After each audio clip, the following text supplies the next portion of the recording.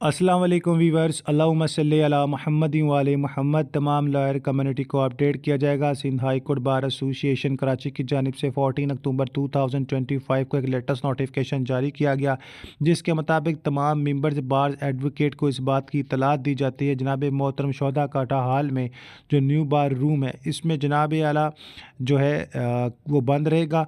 बुधवार दिन 15 October 2025 to Thursday to 16 October 2025 for the annual election of Supreme Court Bar Association Pakistan.